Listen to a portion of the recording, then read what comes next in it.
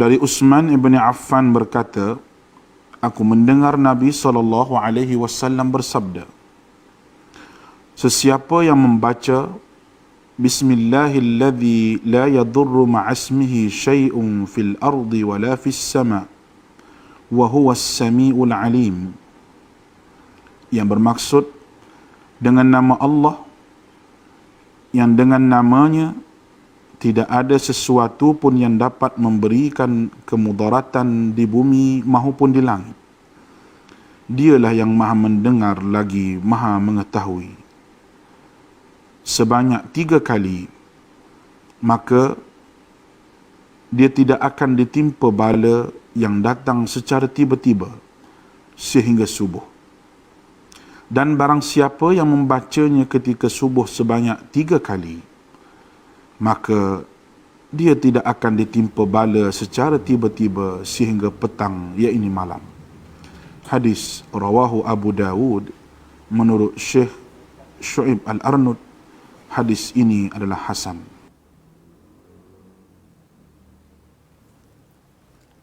Bismillahirrahmanirrahim. Assalamualaikum dan salam sejahtera buat semua. Alhamdulillah, teacher masih lagi diberikan ruang dan peluang dalam mengisi slot tuition online Perlis Mengaji ini. Kali ini, insya-Allah dengan tajuk Pencarian Biji Benih untuk slot Sains Sekolah Rendah.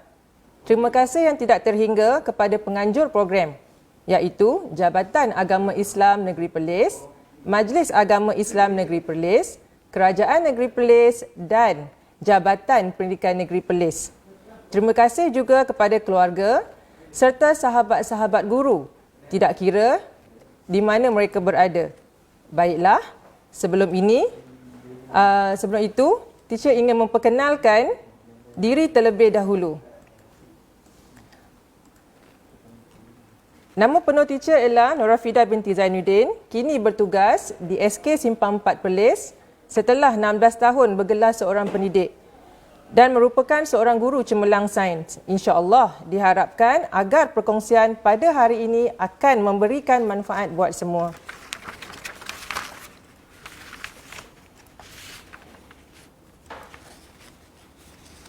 Okay, let's start. Sebelum tu, minta semua untuk bersedia dengan pensel dan kertas ya. Pertemuan kali ini teacher buka dengan satu slot aktiviti PAK 21 yang dipanggil sebagai permainan bingo.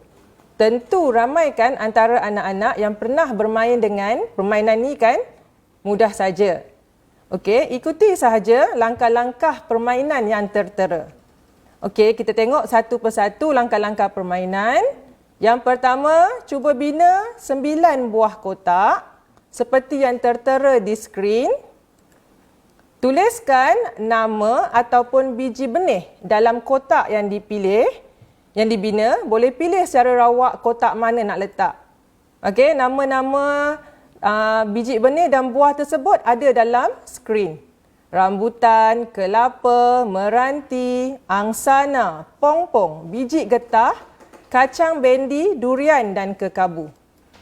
Okey, sekarang tunggu nama buah ataupun biji benih itu disebut. Okey, sekarang teacher bagi peluang 1 minit untuk buat kotak dan isi dalam nama-nama tersebut dalam kotak. Okey, sebagai contoh macam ni ya. Okey.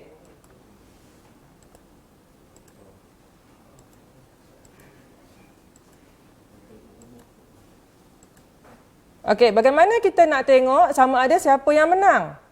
Individu yang pertama yang berjaya dapatkan garis lurus 3 kotak sebaris, kita akan sebut bingo.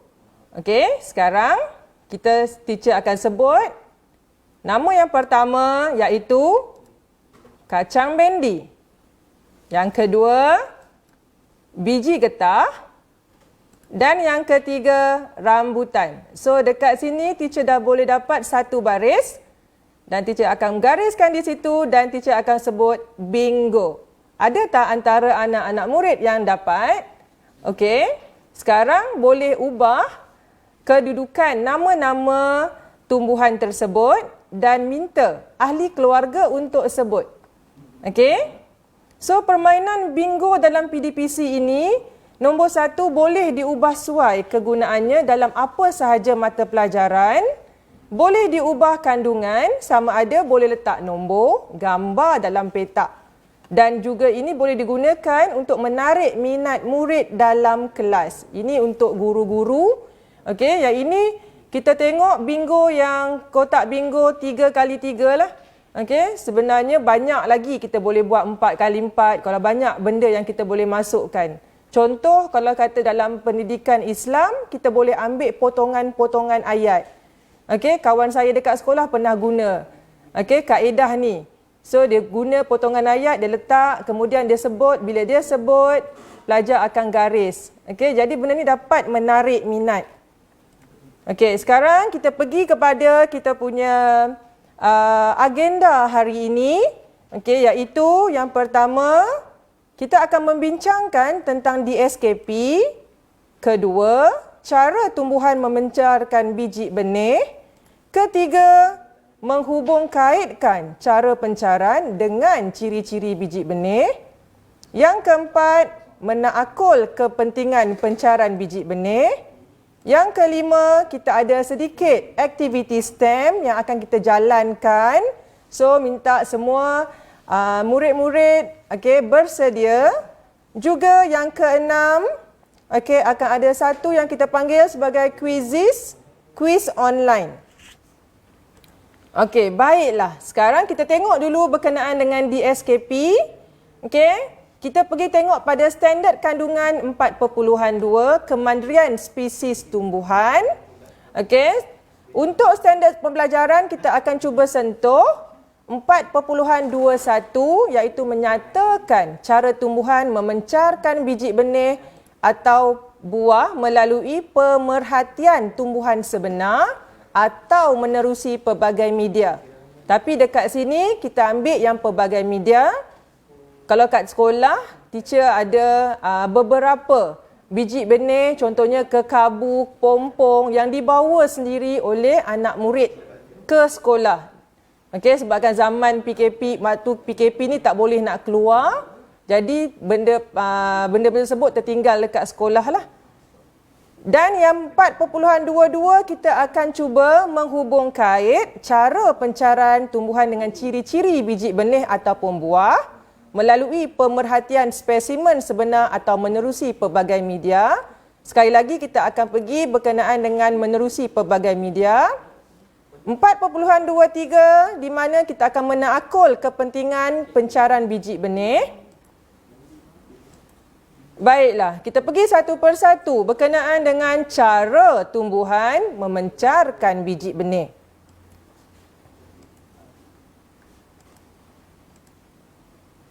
Pernahkah kamu melihat buah kelapa yang dihanyutkan oleh air? Pernahkah kamu terfikir bagaimana agaknya buah ini dapat terapung di atas air dan akhirnya membawa biji benihnya jauh daripada induk? Dekat situ ada sedikit rajah berkenaan dengan buah kelapa yang dihanyutkan air dan ada air yang sedang bergerak-gerak lah dekat skrin tu. Okey, so dekat sini ada satu peribahasa. Kita cuba merentas sedikit kurikulum peribahasa Melayu. Jika asal benih yang baik jatuh ke laut menjadi pulau. Okey, bermaksud orang yang mulia akan tetap mulia walau ke mana jua dia berada. Okey, cuba kita bayangkan benih agak-agaknya benih apa yang akan jatuh kalau nak jadi pulau tu.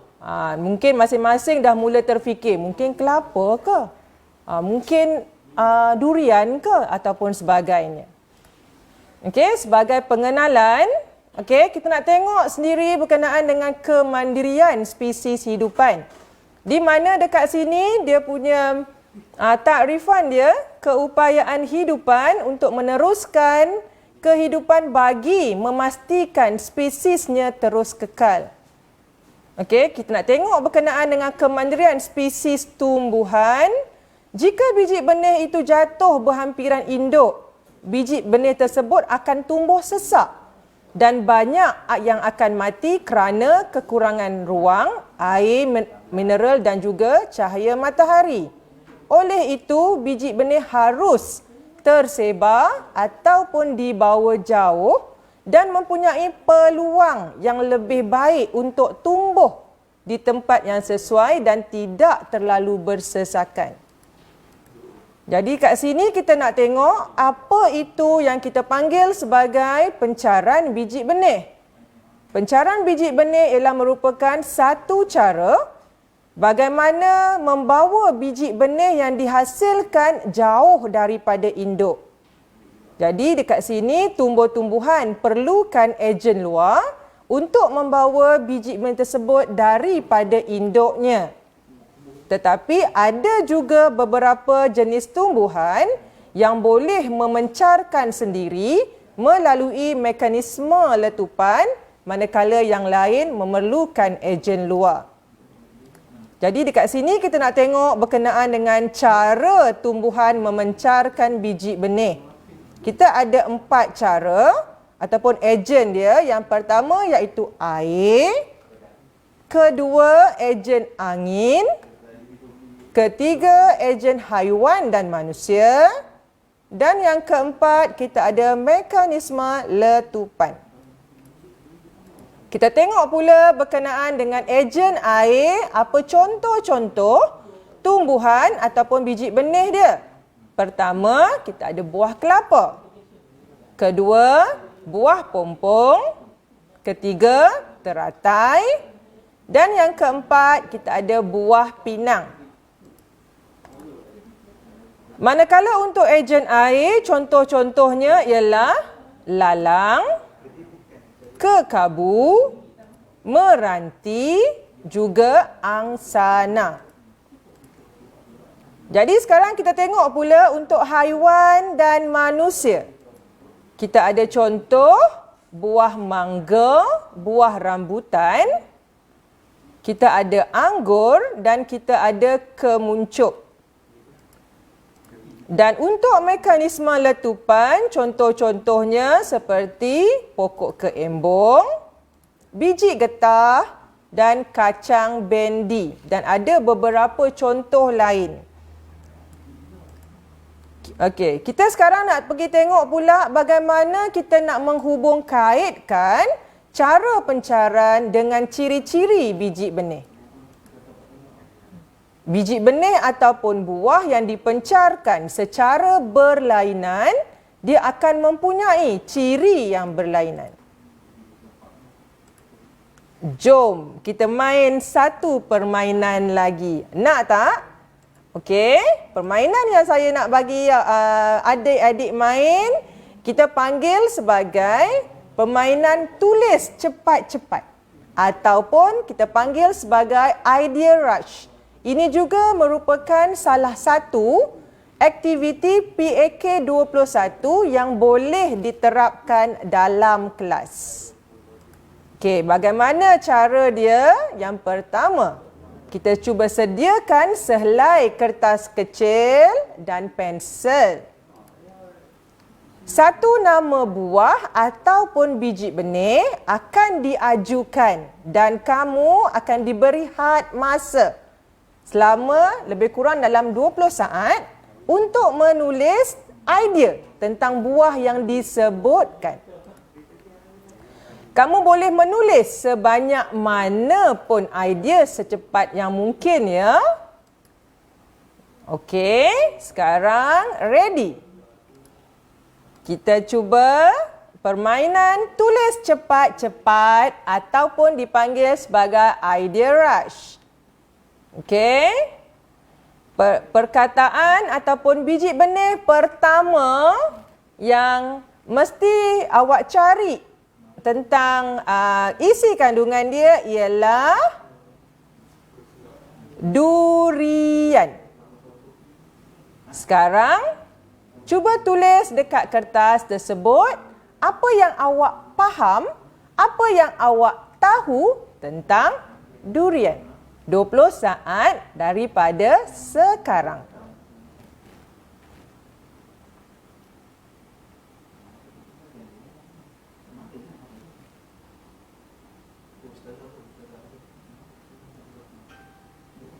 Baiklah, rasanya semua dah pun tulis kan? Kita cuba tengok ada tak jawapan yang awak tulis itu sama macam apa yang teacher fikirkan. Yang pertama, teacher kata durian ni sedap. Kedua, ada bau. Ketiga, ada biji. Keempat, isi durian boleh dimakan. Yang kelima, kulit yang berduri. Dan yang keenam, haiwan atau manusia yang akan makan durian. Ada tak antara anak-anak murid yang dapat 3 ke 4 yang serupa ataupun sama dengan teacher dapat? Okey, kita cuba yang kedua. Idea rush yang kedua. Okey, kita cuba bincangkan tentang kelapa.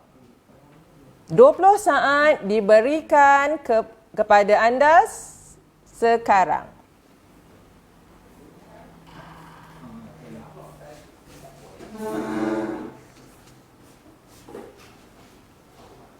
Okey, baiklah. Kita cuba tengok apa idea rush tentang kelapa yang awak boleh dapat. Untuk teacher dapat keluarkan 3. Iaitu yang pertama, pada kelapa ada sabut. Kedua, dia tidak tenggelam dalam air. Yang ketiga, isi buah kelapa boleh dimakan. Sebenarnya, melalui aktiviti ini, kamu secara tidak langsung telah pun berjaya mengaitkan ciri-ciri yang ada pada buah dengan ejen pencaranya. Tahniah diucapkan. Kemudian sekarang kita cuba pergi tengok bagaimana kita cuba mengaitkan ejen pencaran dengan ciri-ciri yang ada pada buah. Kita pergi dulu berkenaan dengan ejen air. Ejen air. Semua kenal kan tu pokok apa? Okey, pokok kelapa. Ataupun orang Perlis sebut nyok. Okey? Okay, buah kelapa, pokok kelapa ni banyak tumbuh berhampiran dengan laut. Okey. So, apa ciri pada buah kelapa yang kita boleh nampak? Yang pertama, dia ada lapisan luar keras dan juga kalis air. Kedua, dia juga mempunyai ruang udara ataupun sabut yang membolehkan dia tidak tenggelam. So, ciri-ciri inilah yang membolehkan buah ini terapung di atas air dan dapat dihanyutkan ke tempat yang lebih jauh. Okay. Untuk ejen yang kedua, kita ada buah pompong. Gambar tu bukan buah apple ya. Okey, ni buah pompong. Sebelum ini kita dah belajar tentang buah pompong, iaitu buah pompong ni beracun. Okey, dia juga boleh digunakan sebagai racun tikus. Kalau ada dekat rumah tu tikus, boleh cari buah ni dan letakkan di penjuru rumah lah. Okey, tumbuh berhampiran air pokok pompong. Dan ciri-ciri yang membolehkan buah ini terapung di atas air dan dihanyutkan ke tempat yang jauh sama macam buah kelapa, iaitu lapisan luar keras dan juga kalis air. Maksudnya air tak dapat tembusi hingga dia punya biji benih. Dan yang kedua, dia mempunyai ruang udara ataupun sabut. Okey, dekat sekolah teacher ada pelajar yang cuba dapatkan buah pompong ni.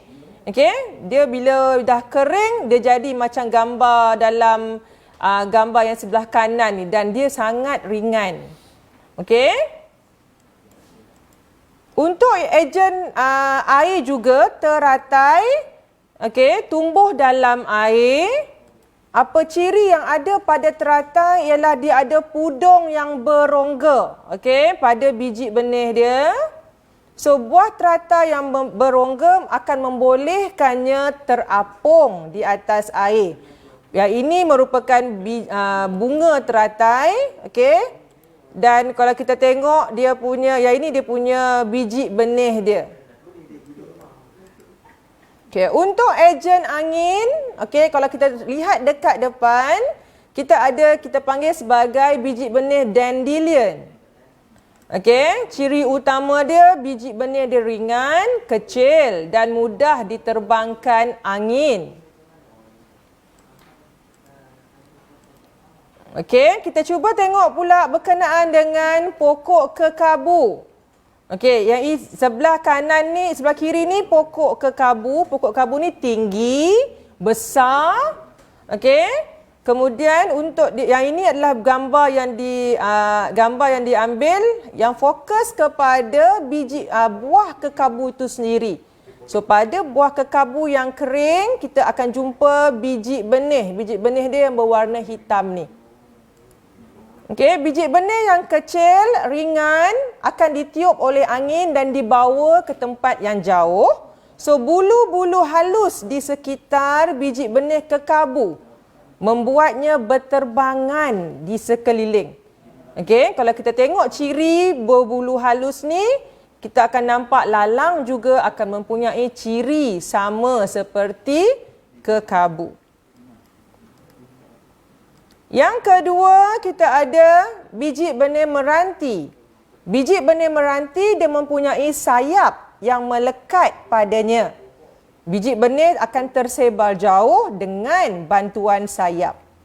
Okey, yang ini biji benih meranti yang masih belum kering. Yang ini yang telah kering, yang telah jatuh. Okey. Ini pula ialah pokok angsana. Yang ini pula ialah biji benih angsana yang mana ciri-ciri dia ada biji benih yang kecil, ringan, kering dan mempunyai struktur seperti sayap. Okey, untuk ejen seterusnya iaitu haiwan dan manusia. Kita cuba tengok dekat sini tentang tupai. Tupai dikatakan mempunyai tabiat yang pelik, iaitu menyembunyikan bekalan makanannya. Cuba kita tengok gambar kat depan, kat sebelah ni. Okey, lepas dia makan, dia tanam ataupun dia sembunyikan. Kemudian, dia lupa. Okey, tanpa disedari, tupai telah pun membantu menanam berjuta-juta batang pokok apabila haiwan ini terlupa tempat bekalan makanan yang telah disembunyikan. Okey, dalam masa yang sama tupai adalah ejen pencaran. Kita tengok pula apa ciri lain.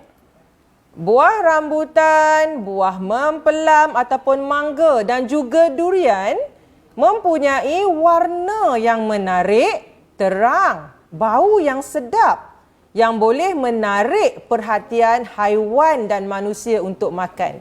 Bukan sahaja takat manusia yang suka cari buah pelam, lagi-lagi lah ni musim harum manis. Okey, burung, okey, haiwan-haiwan lain juga akan turut tertarik.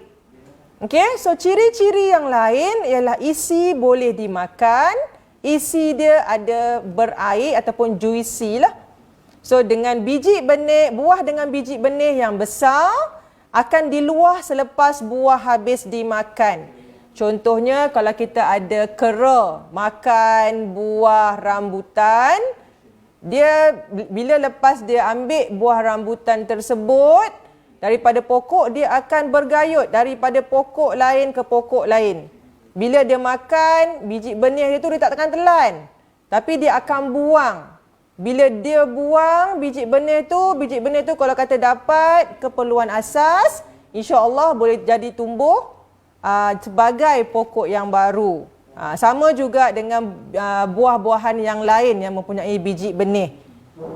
Okey, seterusnya kita ada sama juga dengan buah anggur, buah tembikai dan juga jambu batu yang mempunyai biji benih yang kecil tetapi dia mempunyai lapisan yang keras.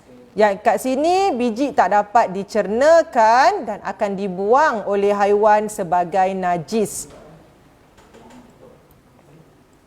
Okey. Sesetengah biji dan buah mempunyai cangkuk untuk untuk melekat pada bulu haiwan ataupun pakaian manusia. Cuba adik-adik tengok apa yang melekat di seluar dan di kasut. Mungkin semua semua biasa tengok. Okey, itu adalah kemuncup. Okey, dan buah kelulut juga dia ada dia punya cangkuk dia. Jadi jika biji benih jatuh di tanah, kemungkinan akan bertumbuh menjadi pokok yang baru.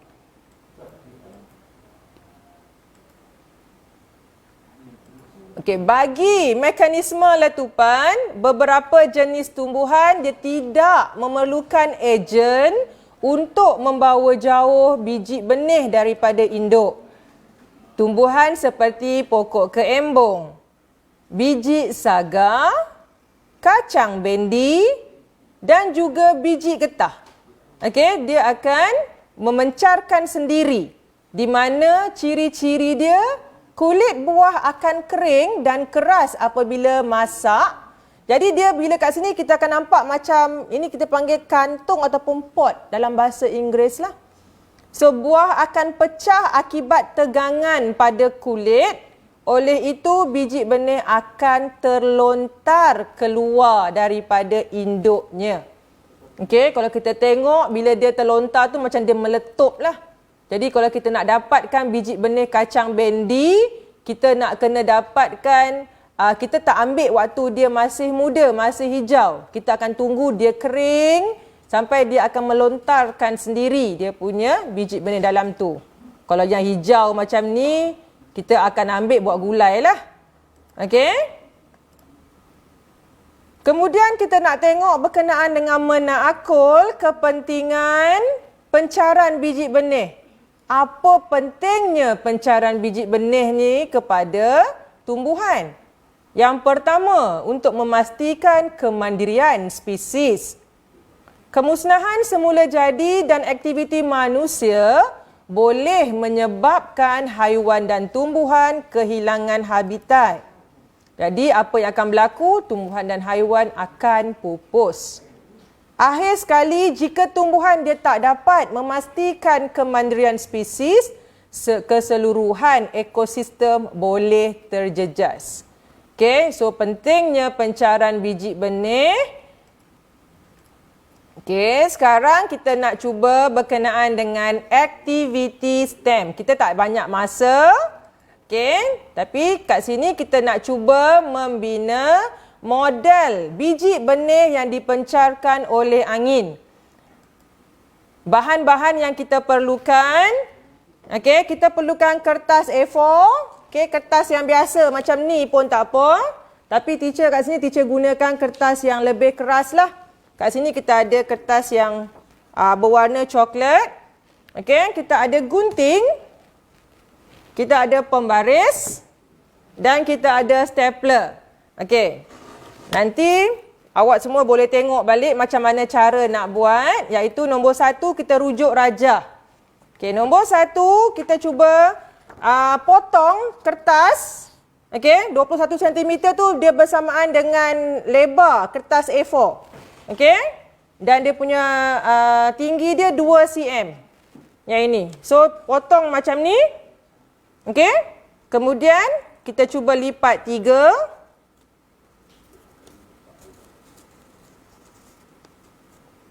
Okey, lipat 3 kita punya kertas. Jadi, kalau kata boleh pakai kertas yang lebih tebal, lebih baguslah. Okey? Lipat 3. Okey, buka. Semula dapat 3 bahagian. So, yang bahagian yang kedua ni boleh lipat jadi macam ni. Okey, kemudian dia minta kita gunting tengah-tengah tapi tak sampai garisan lah. Okey, kita akan potong sikit. Jadi macam tu. Kemudian dekat hujung potong sikit. Dan dekat sebelah sini juga. Okey, kemudian kita lipat. Yang bahagian yang dilipat yang nombor yang ini.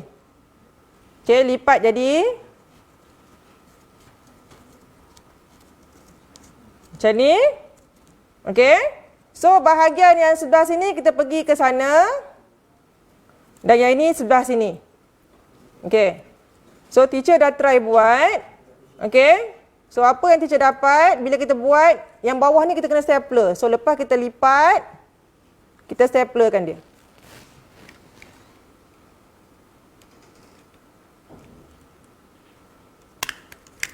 Okey, lepas stapler, lepas ni barulah kita akan jatuhkan biji ban tersebut dari tempat yang tinggi dan perhatikan penerbangan helikopter. Kat sini kita akan tengok yang menarik lah. Okey, kita try satu.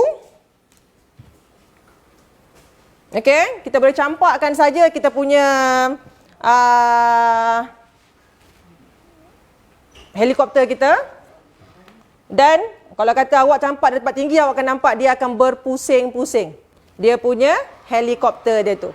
Dekat sinilah ada aktiviti STEM. Yang mana kalau STEM, science tu, S tu untuk science, kita akan dapat biji benih kita. Okey, teknologi, helikopter, engineering waktu kita buat. Okey, matematik dari segi kita nak mengukur kita punya kertas, bagaimana kita gunakan pembaris semua tu. Okey, so masing-masing teacher pun jadi macam excited bila kita buat jadi berpusing-pusing, seronok tak sangka. Teacher pun main banyak kali dah ni. Apatah lagi kalau awak boleh main lagi lah. Okey, so masing-masing boleh cuba. Okey, sekarang kita pergi pula kepada kita punya quizzes. Okey, so quiz pencairan biji benih, quizzes. Okey, masing-masing dah ready. Masuk dalam quizzes.com. Okey, enterkan game code. Okey, nombor dia adalah 438980.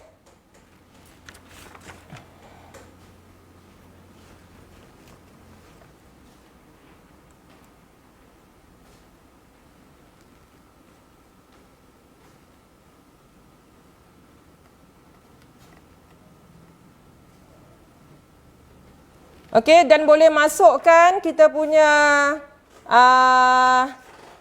nombor kod game kita.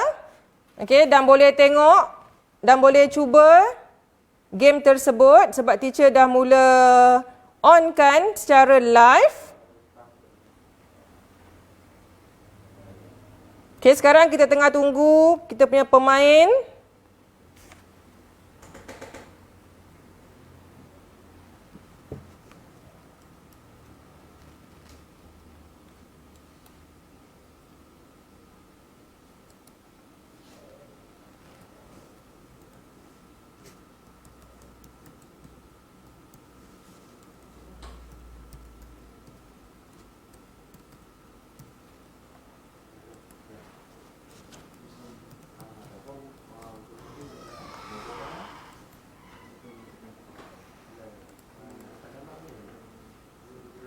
Okey, teacher masih tunggu lagi untuk kita start kita punya game kita.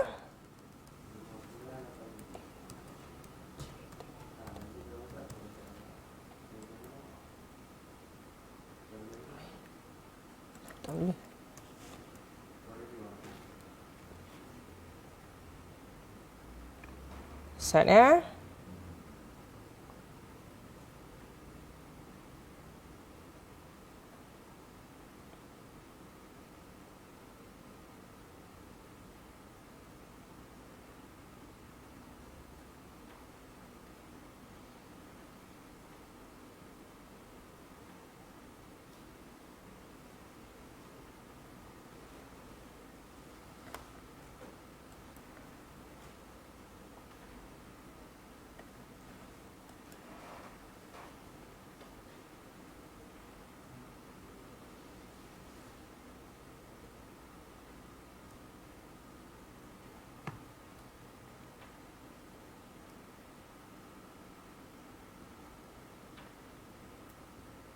Okey, sekarang dah ada 64 orang permain.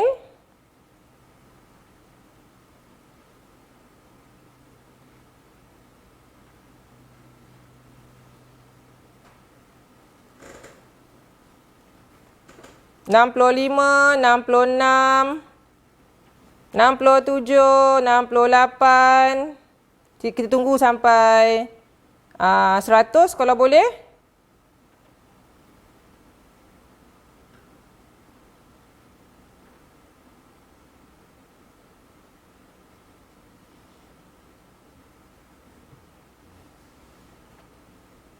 Okey, dah mencapai sehingga 71, 74,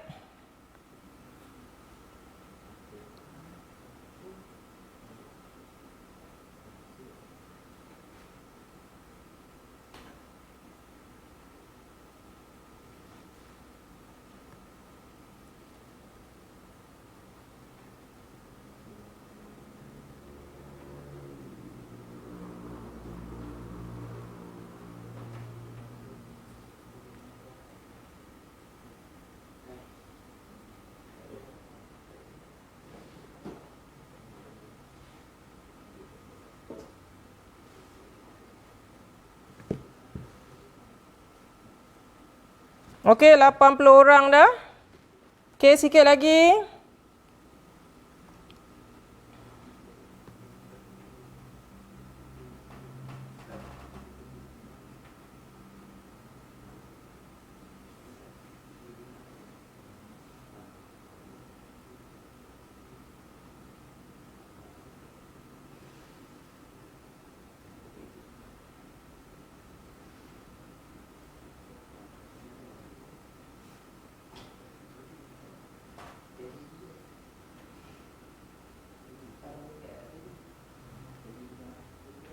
Okey, dah ada 87.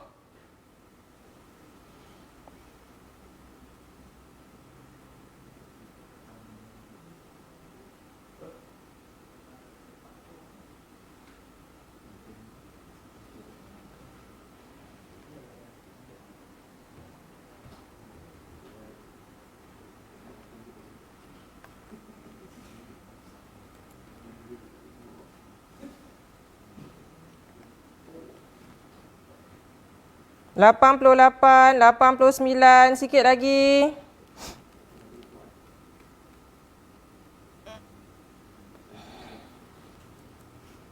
Okey, kita mula sekarang.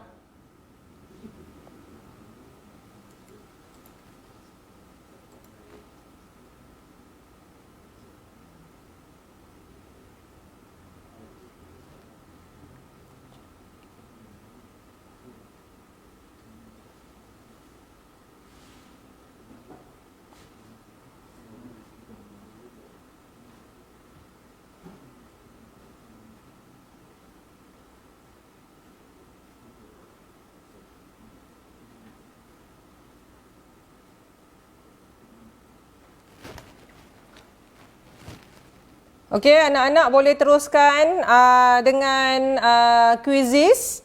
Okey. Okey, selain daripada quizzes, okey, teacher juga ada sediakan dalam bentuk Google Form. Okey, boleh ambil QR code dekat screen dan boleh cuba soalan yang sama dalam quizzes kita. Okey, sekian dulu. Terima kasih. Sesungguhnya yang baik itu datangnya daripada Allah dan yang kurang dan buruknya datang daripada diri saya sendiri. Terima kasih dan all the best untuk semua. Semoga apa yang disampaikan itu tadi akan memberikan manfaat kepada kita semua. Okey, sekian. Terima kasih.